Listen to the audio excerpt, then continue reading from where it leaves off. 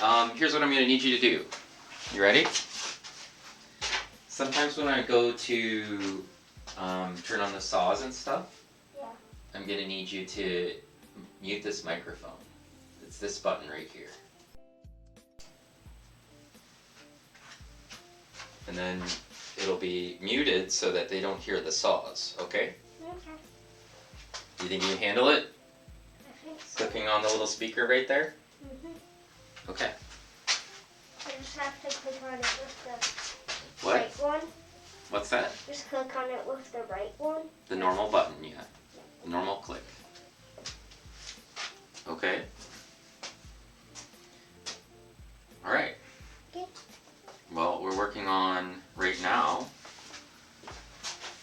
Can you also watch chat occasionally for me and tell me if people say things? Yes. Okay. Right now, we're working on a cutting board for Pacific Plankton. And last stream, if you were here last stream and were watching, we were building the last woodworking stream, which was, I don't know, I think maybe it was last Friday or something, or I don't know, sometime last week, last Saturday? I don't know. We were working on this kalimba for Hannah Rebecca Music, and it's done now, except for it needs to have some finishing added to it. But I took the hardware back off of it. So we had hardware for the keys, and I could play it a little bit. But in order to finish it, I'm going to have to get under all of the materials for the surface of it. So it's down here in the wood shop, but there's nothing going on with it really. So you can see this is what it looks like on the back, the tops and sides. And then the kalimba keys basically go on a soundboard that goes across where these little screw holes are. And helping me out today is my lovely assistant, Sylvia. And we're not going to stain it. I did a little bit of research about how to make it so that it still feels like wood. I don't need to stain it because it's actually maple, and this is black walnut. This is hard maple and black walnut. The floor. You swept the floor? Oh, okay. And I want to keep the natural wood the way it is. I don't want to change the wood color. So what I'm going to do to it, normally for ours, for the one that I had before that I was showing that I made, and for one that I made for my niece, Haley, we put polyurethane coating on it, which basically just protects it. What are you tapping me? Can I clean that brush? Yes, you can clean that off. But for this one, I want to try to keep the feel of the wood. I feel like that's really important, and I think that the woods are hard enough that I don't need to worry too much about them getting scratched. I also got a nice little case for it. I'm hoping it fits. So I don't think there'll be any problem associated with like I don't think it really needs to be like coated with a clear coat so much. I'd like to try to keep this sort of wood feel too, because it's extremely soft.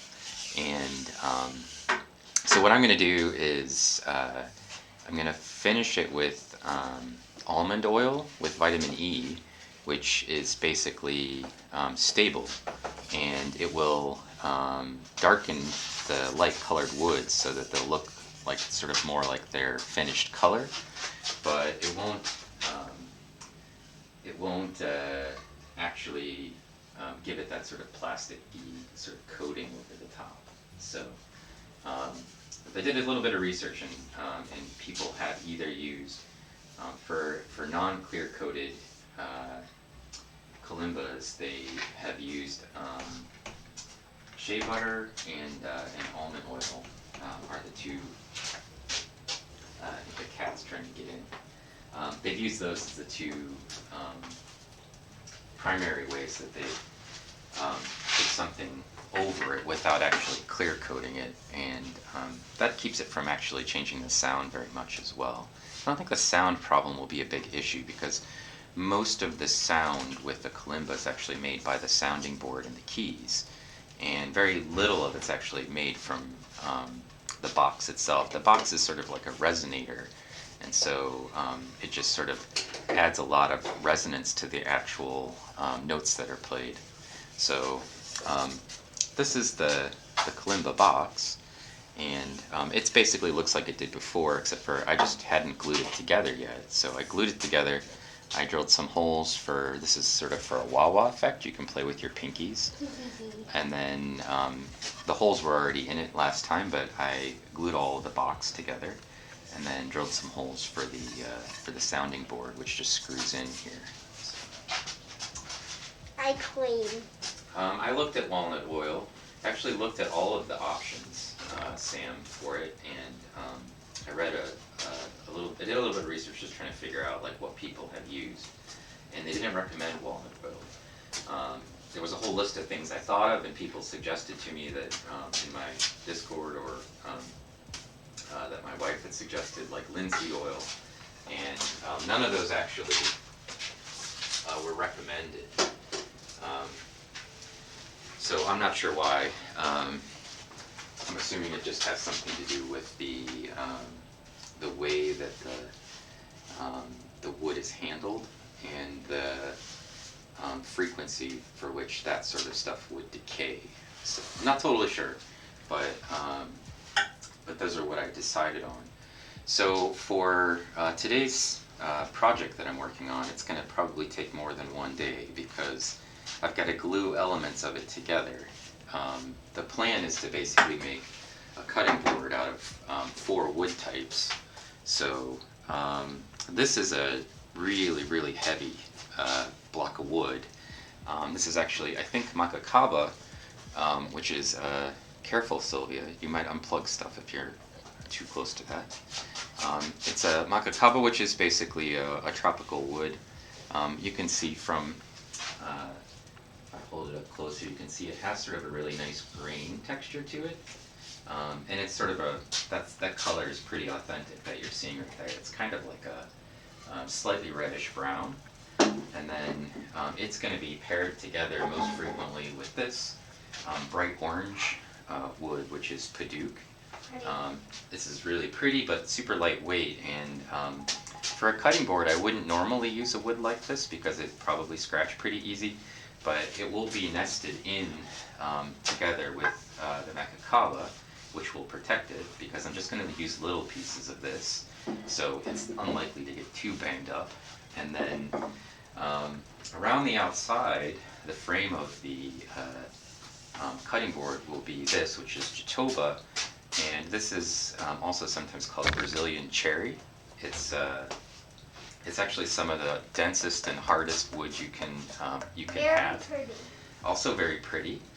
So it's got a little bit of burn from the blade on it. When we finish it, that will come off when I run it through the planer at the very end of the project. But this will be basically a frame that goes around the outside of the whole cutting board, and so it'll have a nice hard outside edge. And then the primary wood that we'll be using for the main part of the cutting board will be this, which is hard maple.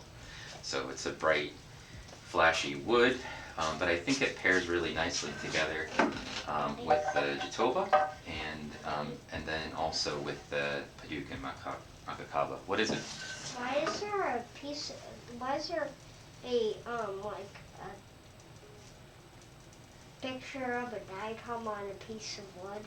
That's from some previous work we were doing when we were making a slide box, a microscope slide box for my friend Eatsy. So first thing I'm going to do is chop down a couple of sections, one of the Paduke and one of the Makakaba here, and I'm going to cut them into little, like, maybe, what is this, 1 3/4 segments. And then I'm going to cut a couple of small pieces that will just be used as accent wood between the maple. And then we'll do the same thing for the Padauk. These are roughly the same widths, so there'll be almost even amounts of both of those. And then I'm going to do 45 degree. Will you stop getting close to that, Sylvia? You're going to pull the cables out. We're going to cut the one that's 1.75 inches at 45 degree angles, and then I'm going to probably off screen glue these two angled cuts together to make sort of a diagonal pattern, but the wood will be in the same grain as the rest of the wood.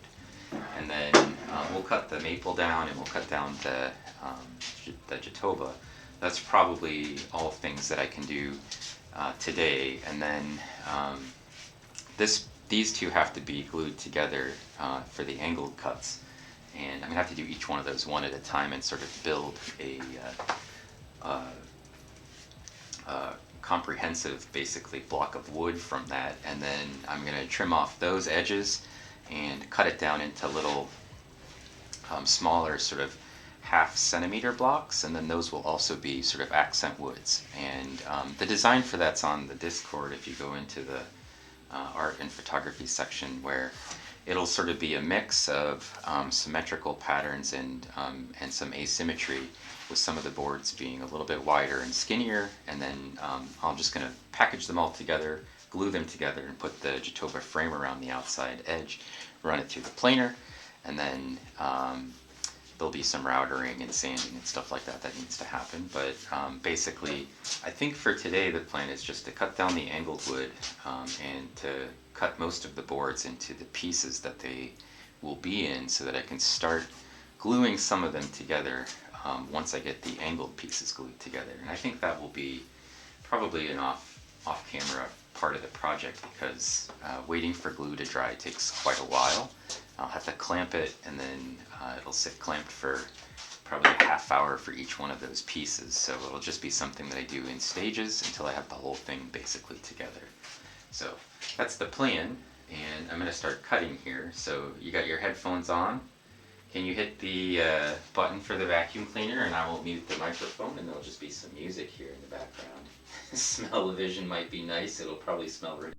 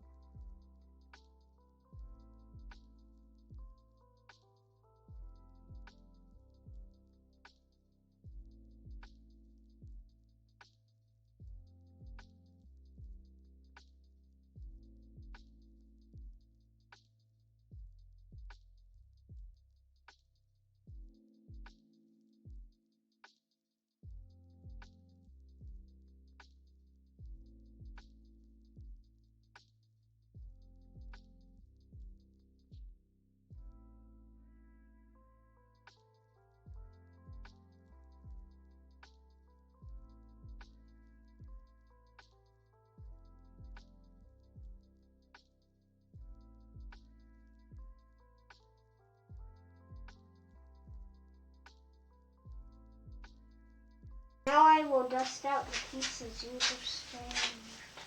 What? I will dust out the pieces you just shaved. You're gonna dust them out for me? Yeah. Okay. So our next step, I've cut the 2 accent boards and I've cut down all of the little pieces. I might actually make these one of these a little smaller for the Jatoba. I mean the Paduke here. I'll have to see sort of how they come together when we start to put the pieces of wood in order. I think the next thing I'll probably want to do is cut the frame pieces. For the Jatoba, I think what we'll do is 3/4 of an inch for each one of the pieces of the frame. And I have... it kind of looks like fire chips. You gotta hold it there. Yeah, that Paduke is a really bright orange color. So the width on the board is almost 3.5. So I think I can do 3/4 with the width of the blade cut out of it, and it should end up with just about a perfect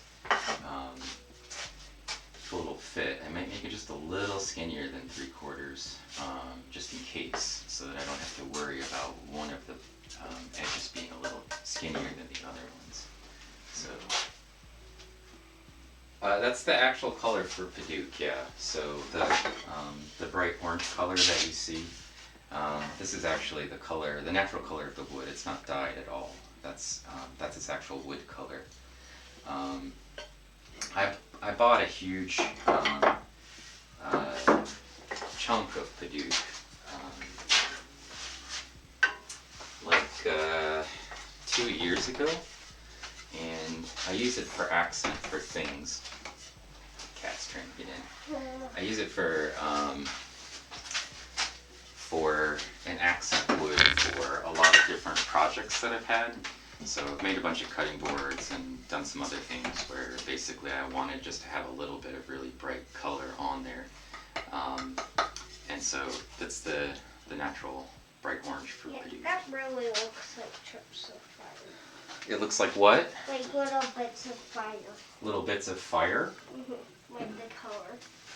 So none of these woods are dyed, and then I also have some, if you're curious about interesting colors, I also have some Purple Heart. Yeah, I love that one. Which is naturally purple color to it. That's the real color of the wood as well. This is basically how I buy it in these huge chunks, and I just cut them down to what I want. And these are, thick cuts. For the boards that we use, I've already sort of dimensioned them down to what I want the more or less the cutting board thicknesses to be, and then the little bits and pieces I'll probably use.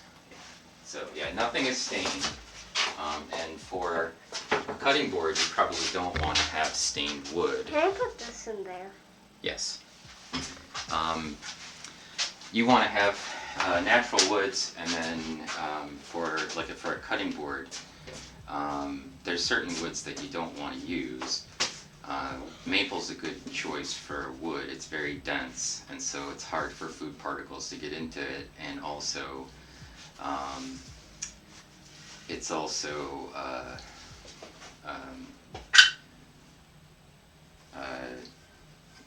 I'm trying to think what I was going to say. It's hard to believe that this orange isn't dyed because it's so bright. It's not dyed though, that's the actual color. Yeah. It's also very dense, so it resists knife cuts and scratches. Because for a cutting board like we're making, typically you can't stain it, and also typically because you're going to be prepping food on it, it's going to have a lot of knife cut action. So that's why I picked really hard woods for the primary woods, and then those will actually protect the accent woods, because the just little strips and things basically won't get a lot of full knife action, because the broad boards of the maple and the cherry the Brazilian cherry should stop most of that. So, but I'm not going to cut the little these little boards up yet. I want to cut the the frame boards first. Just need to set my table saw to the width that I want for those cuts. Like I said, maybe just slightly smaller than 3/4 of an inch. Does this mean it's time to mute? Yeah, we're gonna have to mute it in a second. But first I need to fit everything. If you noticed, I'm tinkering with something on the top of the table saw. And for clarity, if you want to see what I've been up to, there's a feather board up here. And the feather board basically keeps my fingers from having to be near the blade at all, and keeps the board pushed up tight against the board that we slide things along. And Daddy? What? On this piece of wood, purple's here and like green's here. Yeah, they put some sort of a protectant on the ends, like a waxy protectant, to keep moisture from getting into the woods after they dry it. So that's just like a sort of a little waxy coating. So the feather board basically is just a way to keep my fingers from getting near the blade, and then when I push it along the runner here, basically it keeps it a fixed distance, so I don't have to push it or hold it up against that board. And that means most of the time when I'm using the table saw, all I'm focused on is pushing it through very slowly. If you're not familiar with the table saw, you don't want to force wood through it, so it's, you know, basically just want to feed the blade at the rate that the blade can cut through the wood. So that's sort of a critical aspect, and not having to focus on anything else other than that is nice. The featherboard systems that we have fit on here very nice, allow me to sort of just make an adjustment to the initial cut once, and like I said, I don't really have to focus on holding it up against the edge, which is actually where most of the cutting mistakes could potentially occur. So it keeps it nice and pinched up against the other wood without pinching the blade at all. So I don't have any issues with sort of kickback. The wood should slide through there very evenly, like this does. It's up against the edge board and on the fingerboard. So we're going to have to cut the mic, because I'm going to turn on the table saw and the shop vac. Yeah, featherboard's very smart. Hey, Uncle Bill. All right, you got to mute the one that says microphone right here. Next one down. Right there. Click it.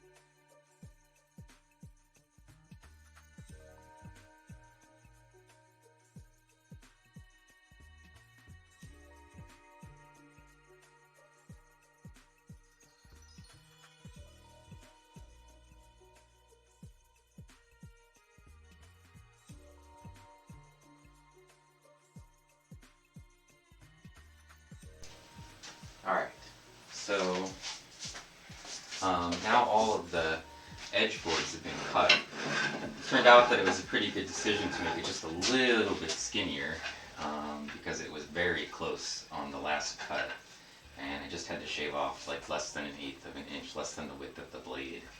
So if I hadn't trimmed it down a little, probably we would have had an issue where one of the edges is just a little skinnier than the rest of them. So these will be the frame that goes around the outside. Pretty color. Yeah, it's actually a really nice wood. This is the Jatoba. It's, like I said, a Brazilian cherry, and considered one of the hardest woods that you can have, basically. So these are all our accent boards and our edge boards that are now done. And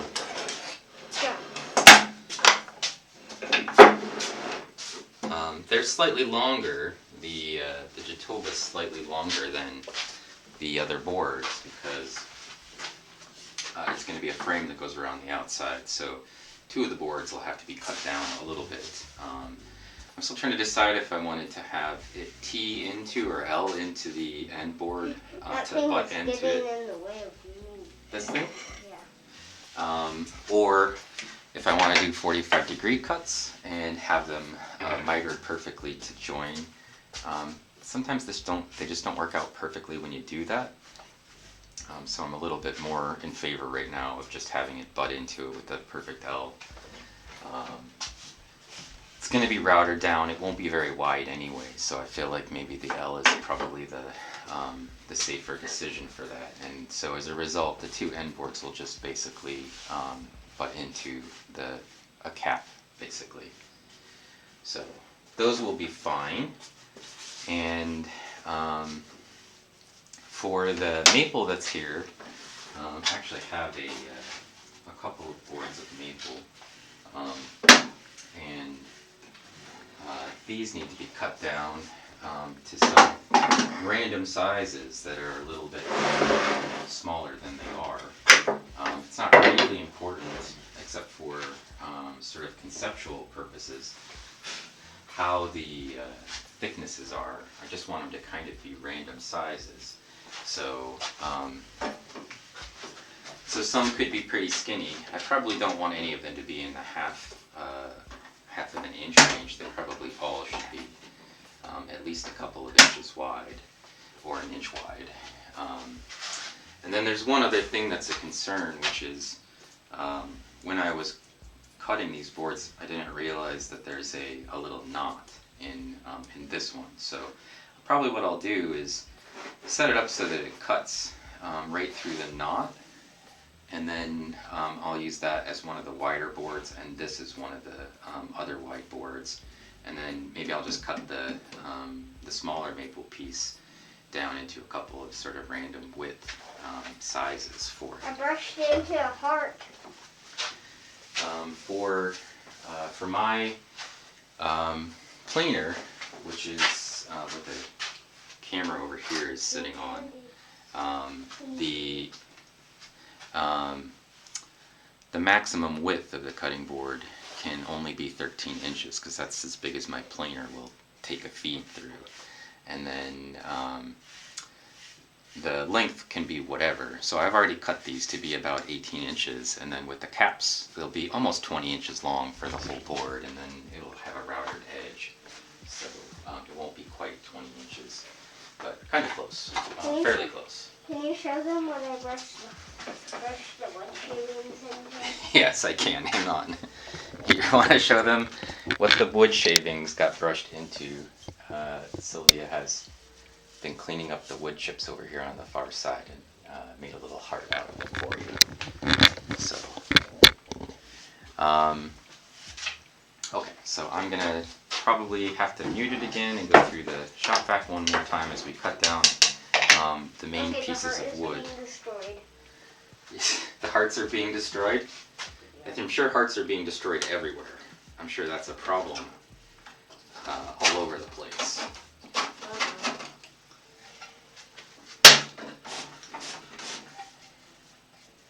If we could get this vacuum turned on and we could stop that off. That would be nice because it's so such a big ball of wood shaping.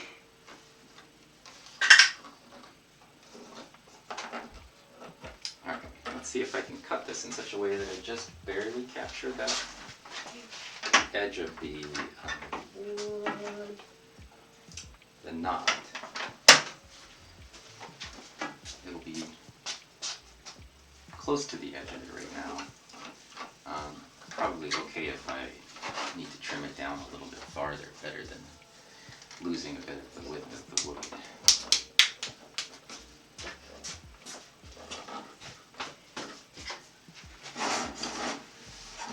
This piece is ready to go. And I'm just going to mute this again. Hey, Dangling, what's going on? Hello, Shadowfax, also Studio. Hello. I used to play in my grandfather's woodshop when I was a girl. That's what we're getting from Sylvia right now. She's in charge of the wood chips and the microphone and the vacuum line. You gonna get the vacuum line for me? I'm gonna mute the mic. Okay. Okay.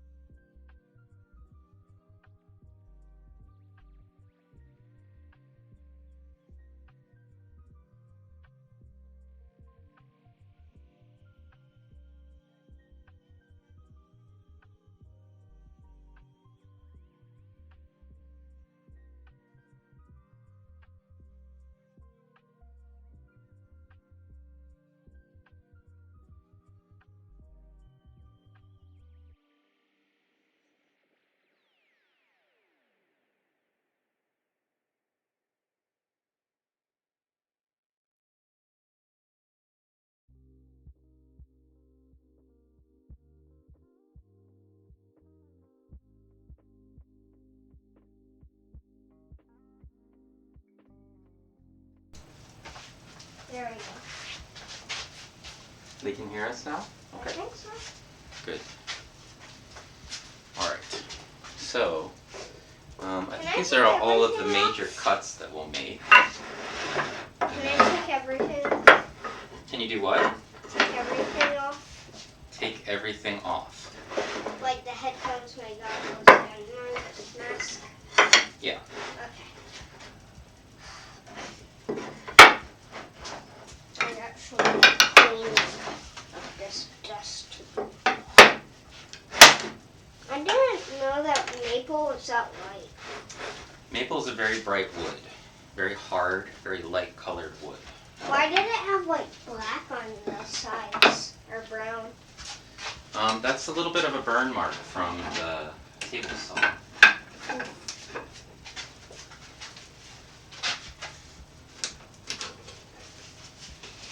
The blade, when it cuts the wood, basically burns it a little bit.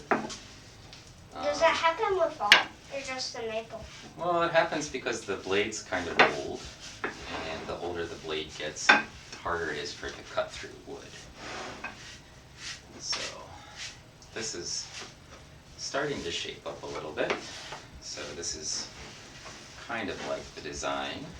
The end boards are of course not cut.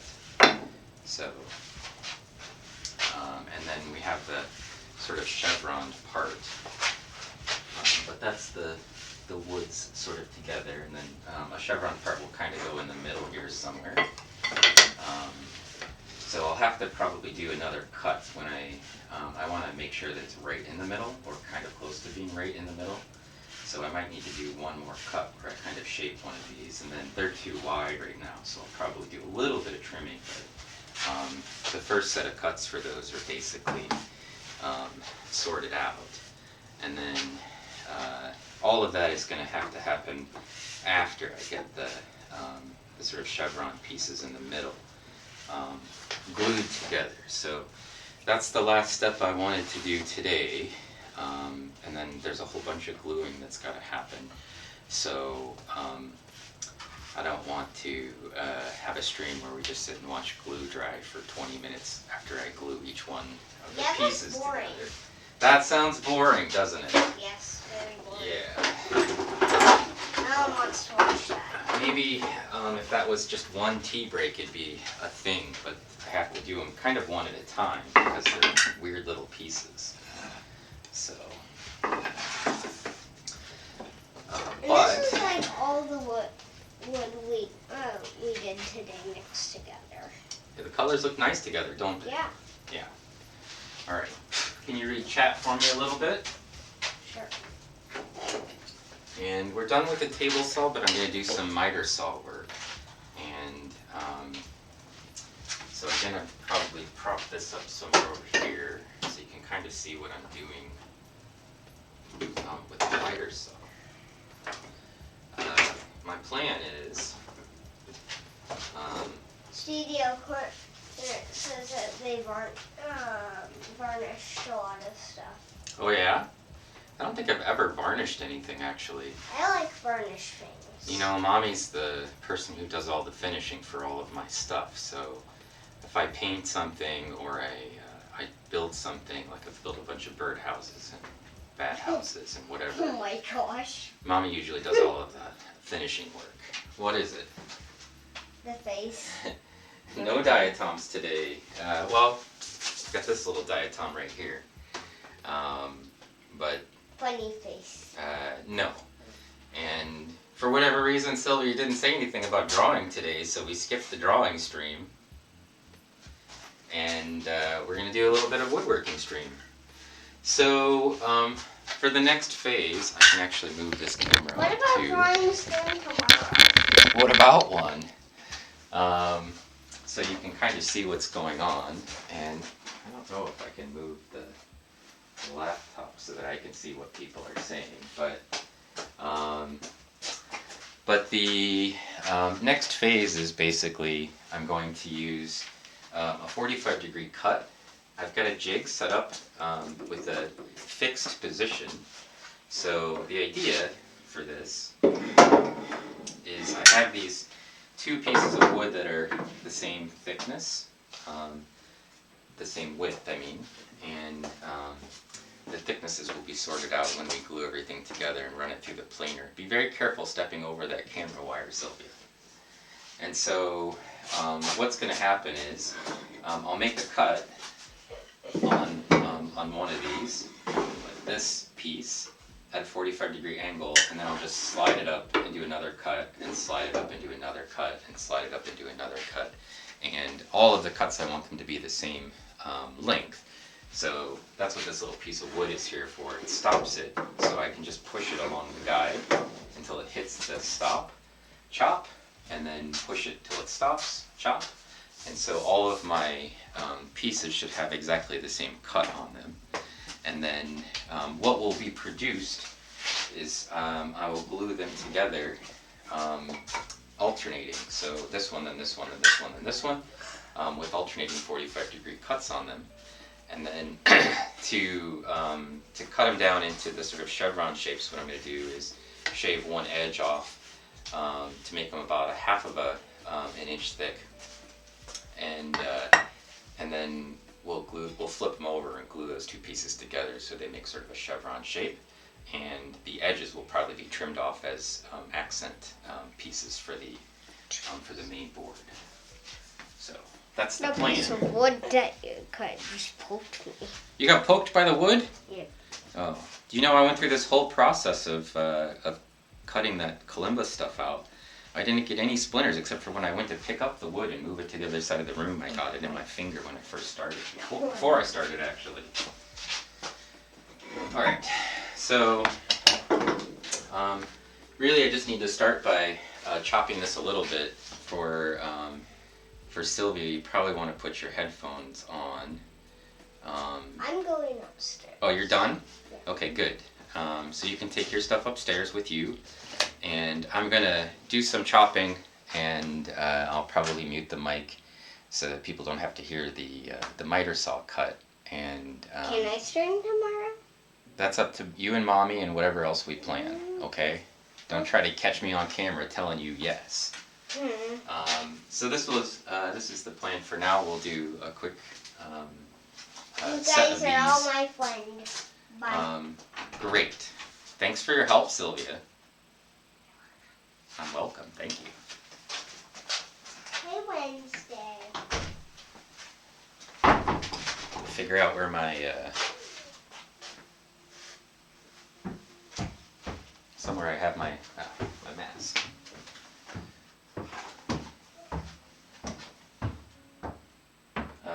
Let's see.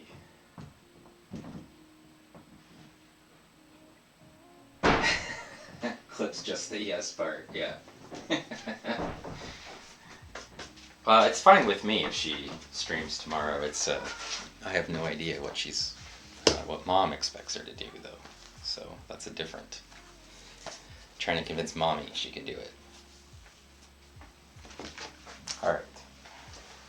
Got the mask on. We're gonna mute for a little bit, and you can just listen to music and watch me chop some stuff up.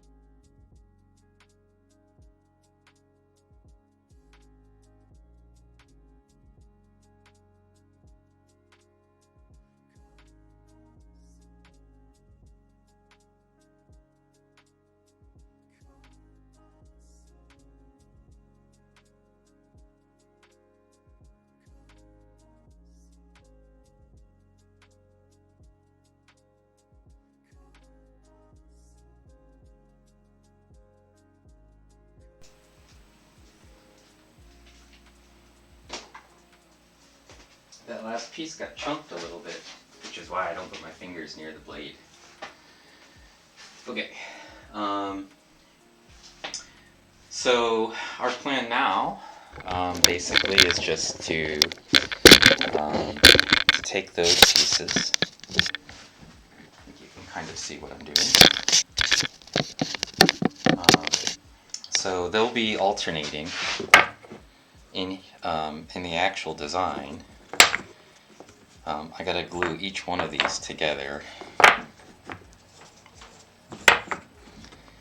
like so. And then I'll have to make a cut down the middle of this. And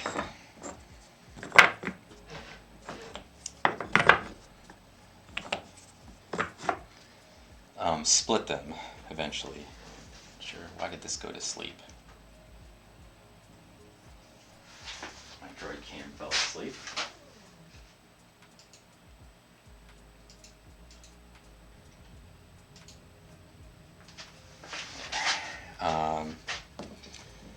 So they'll just be alternating colors, and I probably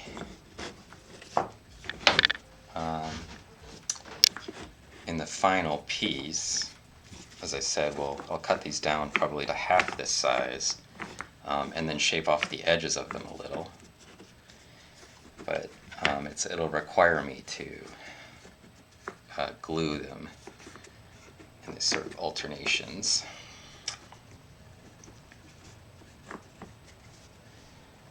And then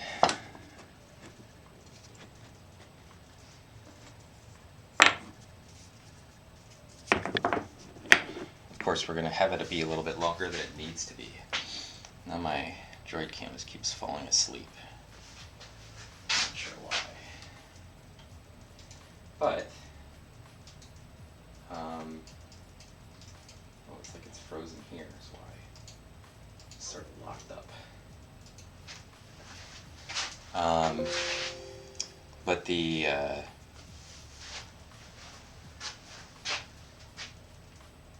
just given up on it, I guess.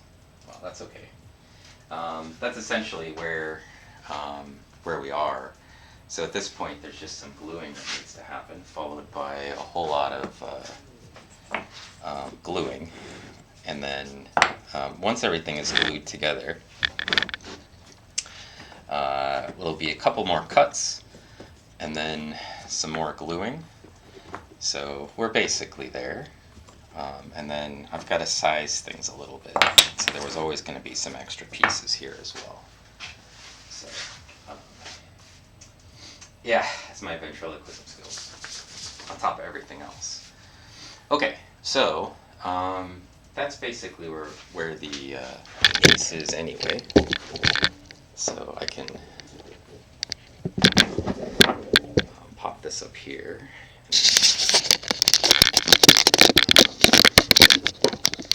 Give you sort of a view, I think, of what the cutting board, the general design will be, and then I'll hide the droid cam since how it's broken anyway. But so this should be actually like a chevron sort of shape that'll run down the middle, and then there might be some thin edge elements of these that I sort of place in some spots along this boundary. And then I've got to rethink these a little bit now that I have them cut down so that the width of my board isn't quite so big, because this is much bigger than 13 inches, right? So some of these bits of maple will probably need to be trimmed down a little. But other than that, it's basically ready. So this is the bulk of our cuts are done. And then, as I mentioned, this will be the frame around it. So I think that the colors are going to look really nice together. Okay, maybe I can swap out this for one of these. Oops. Not that side of it. So you can kind of get a sense of it. This part needs to be, it's going to be a pain to glue each one of those little pucks together. that's basically my next task. That's a pretty good representation of what it should look like, minus the fact that there's no headboard and it's too wide. So this is the plan. Gluing the wood is always the sort of tedious, slow part.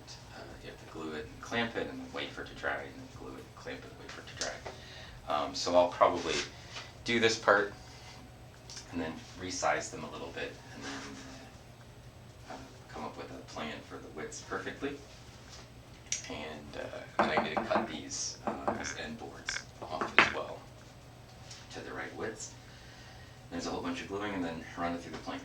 So that's it, really, for the stream. If you're here hanging out, thanks for checking it out. Can you do all the angle pieces gluing at once? Probably not, Moosey, because they're just too slippery, and I can try, but my sense is that they won't end up perfectly even. So I'm going to have to create some sort of pattern like this where I put them in a little valley, and then normally what I would do is put some wax paper under and around them so they won't actually glue to the things that are beside it. And then I'll probably clamp the boards on either side of them so they can't move, so it stays a fixed width. But my concern is if I try to glue too many of them that there'll be gaps in it, and I really don't want any gaps in it because it's a cutting board. So if it's going to be, a longer process where I've got to put them in one at a time and cut them down, or glue them on and clamp them down one at a time, that's not really a big deal. I slap a little glue on one, I clamp it, I come back. Yeah, it's always worth a little bit of extra time. Make sure there's no actual gaps in the wood, and then the gaps are just going to create problems for me later anyway. So I'd like to avoid that, and I want to try to avoid making any sort of like conceptual mistakes. So in terms of like finishing up what we have, I feel like it's close. Maybe one more set of streams to glue it and then finish it. These pieces, these I can glue and clamp as multiple, and I probably will. I'll probably do one side, the other side all clamped and glued together, and then the two pieces I'll probably glue together with the middle pieces once they're separate. And then I'll do a separate glue for the outside edge. That's sort of my plan, but those don't really take much time, and it's a lot easier to clamp together boards that are basically flat. They've already been through the sort of process to get rid of any of the edges to them. So that's the general plan for what we have. So I think that's the entirety of the stream for tonight. A short little stream, I guess. Don't actually know how long we've been going, but it doesn't seem like that long. Well, it's almost 11, so let's see. I'm going to raid somebody. Let's find a person to raid, and then I'll do a bunch of gluing, probably a little bit tonight, and then a bunch tomorrow.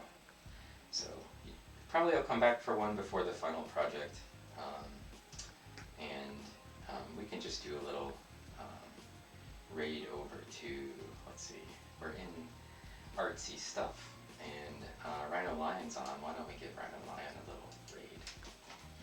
That'd be good, since how he's raided us before, and we never got a chance to raid him back. Rhino Lion. I think that will work.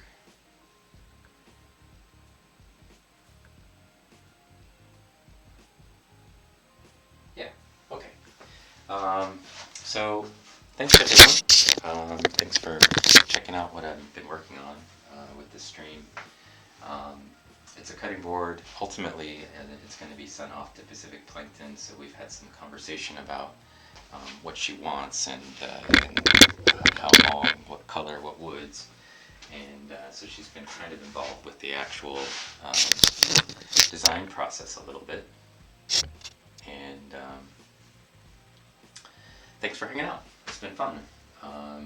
Probably I won't do another woodworking stream for it, except for maybe the final run through or the final glue up and run through um, the uh, the planer, so that people can see the finished product basically. But that'll be a while. So I run it through the planer and then I'll do some routering and sanding basically. That might be the last little bit that I stream of it. So it's been fun. We'll catch you next time, and have fun heading over to Rhino Line. He's making some pottery gifts for Christmas. He's got a really chill stream. Alright, thanks.